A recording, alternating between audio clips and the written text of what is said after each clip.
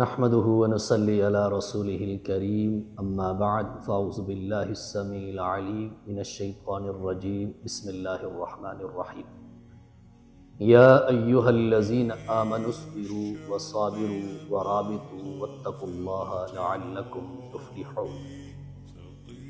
انسان کی زندگی میں کئی ایسے واقعات آتے ہیں جن کی وجہ سے انسان پریشانی کا شکار ہو جاتا ہے۔ پریشانی انفرادی ہو، پریشانی اجتماعی ہو، پریشانی ملک کی ہو یا پوری انسانیت کی ہو، اللہ رب العالمین نے اس پریشانی کے عالم میں قرآن مجید میں جگہ جگہ ہماری رہنمائی کی ہے کہ ہم نے کرنا کیا ہے۔ پریشانی کے عالم میں اور پریشانی کے وقت اور دکھ کے وقت انسان کو 3 کام کرنے چاہیے۔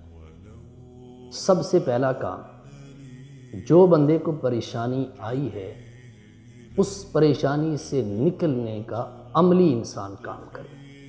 قرآن کہتا ہے وَأَن لَّيْسَ لِلْإِنسَانِ إِلَّا مَا سَعَىٰ وَأَنَّ سَعْيَهُ سَوْفَ يُرَىٰ۔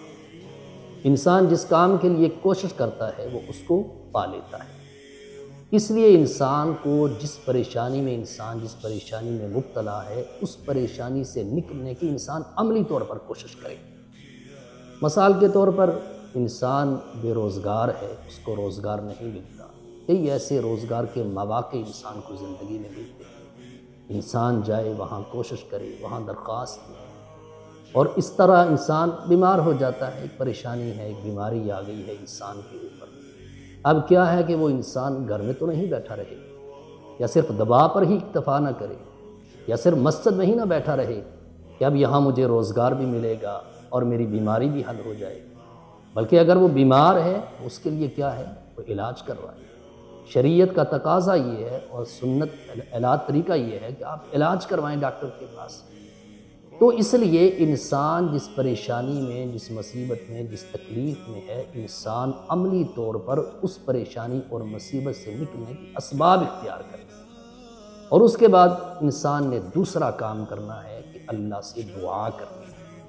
اللہ کا حکم بھی ہے وقال ربکم ادعونی استجب لکم، وقال اللہ تبارک وتعالی فی مقام آخر وَإِذَا سَأَلَكَ عِبَادِي عَنِّي فَإِنِّي قَرِيبٌ أُجِيبُ دَعْوَةَ الدَّاعِ إِذَا دَعَانِ فَلْيَسْتَجِيبُوا لِي وَلْيُؤْمِنُوا بِي لَعَلَّهُمْ يَرْشُدُونَ۔ یعنی دوسرا کام پریشانی سے نکلنے کے لیے اللہ کے ہاں رجوع ہے، انابت ہے، اللہ کے ہاں دعا کرے کہ اللہ اب میں نے یہ عملی کام کر دیا ہے، پریشانی سے نکلنے کے لیے اسباب اختیار کر لیے ہیں، اے اللہ اب میں تیرے ہاں دعا کر رہا ہوں، یا اللہ مجھے اس پریشانی سے نکال دی۔